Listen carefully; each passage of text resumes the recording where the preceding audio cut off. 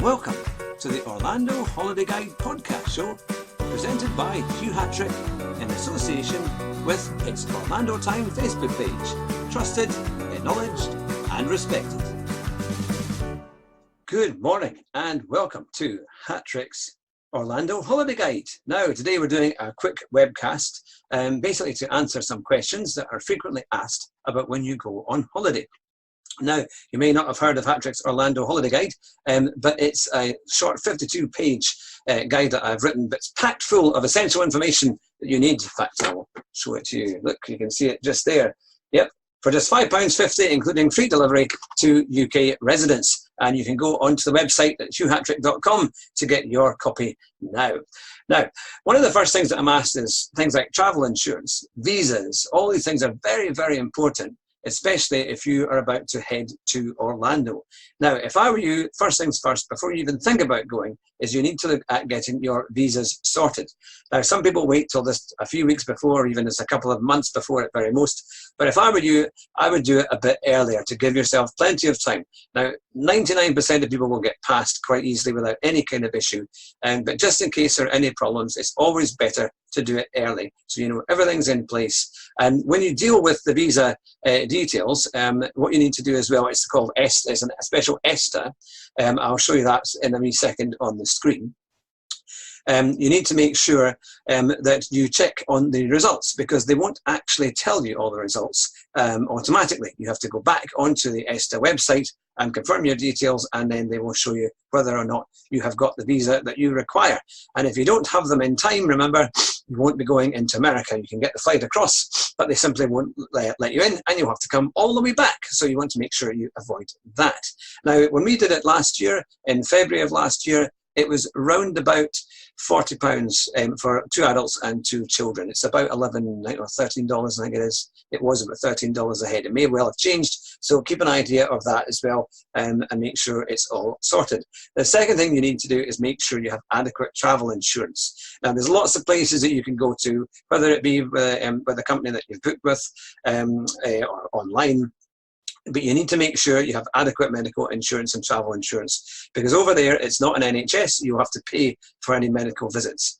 Now, they do have 24-hour pharmacies, things like the CV pharmacy, which open 24 hours a day, which is pretty good. And in some of them, you can actually get a doctor's appointment, but they might charge you $200 or $300 or more to do that. So you need to make sure that you have adequate medical coverage. So make sure, probably if you're in one of the major high street travel agents, they will give you more information as to what is covered. There are also specialist ones. You might find at your bank, for example, the Royal Bank and NatWest, with certain accounts they give you free travel insurance, but you might need to upgrade it a bit to make sure that you have the right cover, especially if you have existing medical conditions and things like that. Now, the good news is, if you have a family that might have potentially, say, a person with diabetes, if it's like type 1 diabetes, Disney and Universal and many of the major theme parks and hotels, they do have good facilities. But what I would always do is check early on. There are specialists who can help. In fact, our preferred travel agents, which is blixentravel.com, again, I'll put that in the description below. They are very good at giving advice and help, and also giving you the kind of holiday you would like that in Orlando that will cover all your needs, whether you have medical requirements or not. So there you have it. So 2 of the kind of most essential things that you need before you even think about going to Orlando is your ESTAs, which is your visas, special visa applications, and also your travel insurance and any kind of special medical insurance, just to make sure that you are properly covered. Now, the second kind of probably biggest question that you get asked if you've never been to Orlando before is, should you stay in a Disney villa or a Disney hotel, or should you just have a normal villa round about the Kissimmee area, which is the motorway of the 192, and in turn it's about 20 minutes away from Orlando, and it's very, very popular. It's absolutely huge, and there's loads of places that you can stay. Well, I have to say, for someone like me who's a family of 2 adults, 2 children, we have always preferred to use just standard villas. The first year we did it, and we had a huge 5-bedroom villa in a place called Sandy Ridge, which was just near Kissimmee. Very, very central for everything, actually. And it was huge. It was way more than we actually needed. It also had its own pool. Now, it's great if you want to come back from a busy day at the theme parks and you just want to relax. You've got your own pool. They're big. There's plenty of space. Yeah, and they're pretty good value, and they're normally well equipped. Big TVs in every room, kind of thing, or certainly decent TVs. And there's space to eat, space to relax, sit on the sofa, and you can lie down, put your feet up, and generally enjoy yourself. Now, you won't really get that in a hotel suite or in some of the smaller hotel rooms, but then if it's only a couple of you, it's probably okay. What I would say, if it's a family of maybe of young children and it's 2 adults, again, compared to a normal hotel, you'll find that hotels in America, they're quite basic. They'll maybe have 2 queen-size beds in them. So you've got to wonder, you're going to put up with that for 2 weeks when you're not really no privacy between you and your children. So that's hence maybe an apartment at worst, or a villa at best if you can. For me, I would always say the villa is worthwhile. Now, if you are absolutely obsessed with Disney and everyone's all excited about going to the theme parks, the advantage of staying in a Disney hotel is that you can usually get into the theme parks earlier than anyone else. So that means, there'll be less queues, less time to wait for some of the big, the big ticket items, the big ticket roller coasters, obviously using fast passes as well. Means you might not have to wait as long, but it's up to you. The thing is, Disney hotels are not cheap, and if you're going to go down that route, you will pay a lot of money for it. But if you're really keen to go and your kids are over the moon about it, it's maybe worth looking at.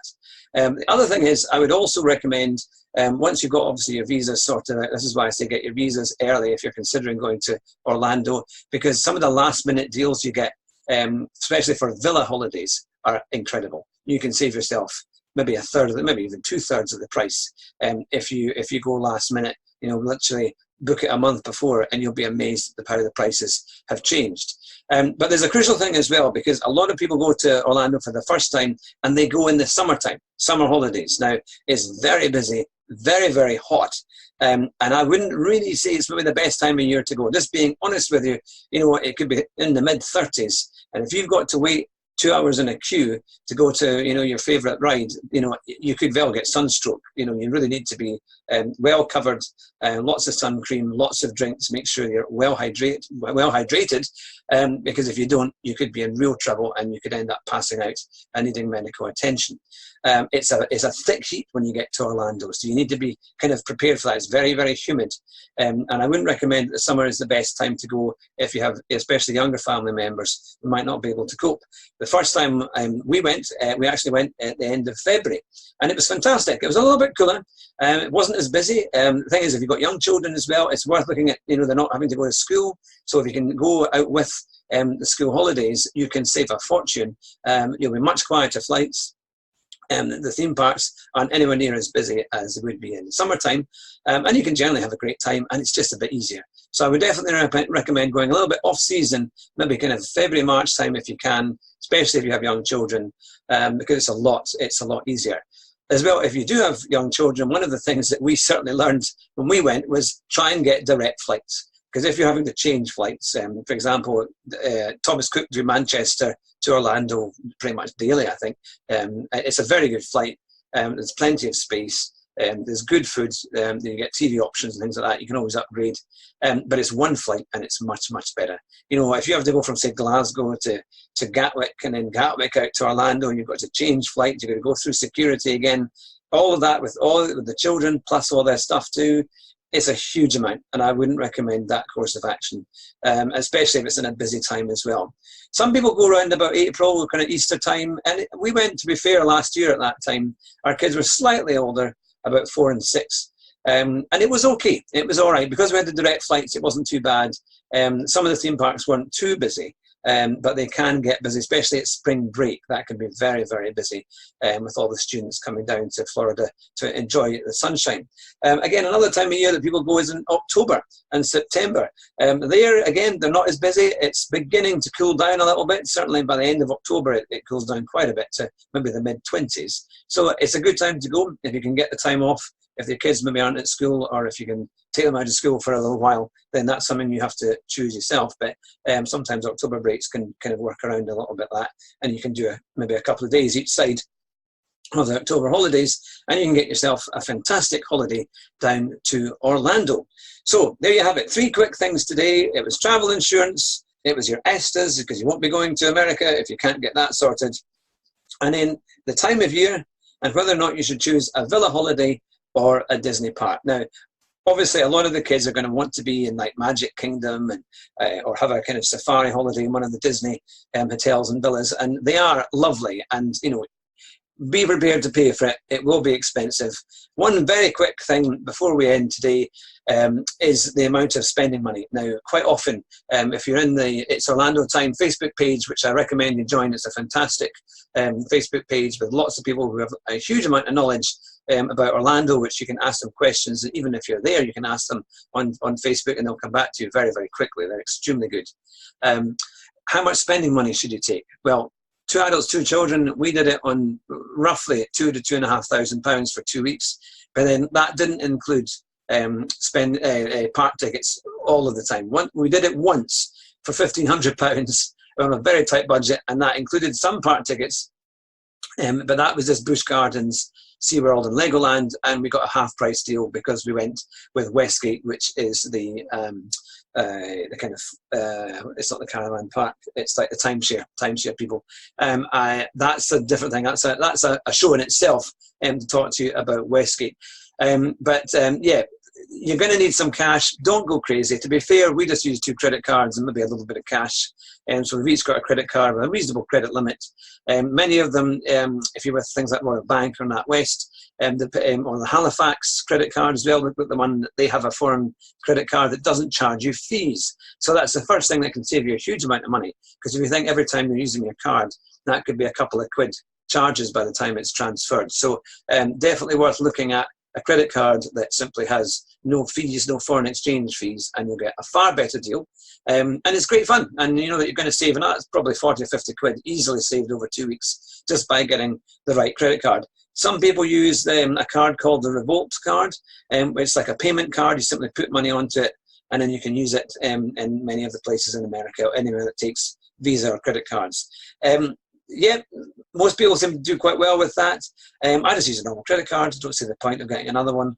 There have been a few horror stories with Revolt, with things not working, and that can cause issues if you're over in America and suddenly you find you don't have any money or access. So you need to make sure well in advance that you know what you're doing. Also, if you are going to use your cards abroad, let your bank know well in time that you are going to America, and that you can actually put credit limits on it, so that you know transactions that go over a certain amount of money, they won't just authorize them in case somebody gets a hold of your card.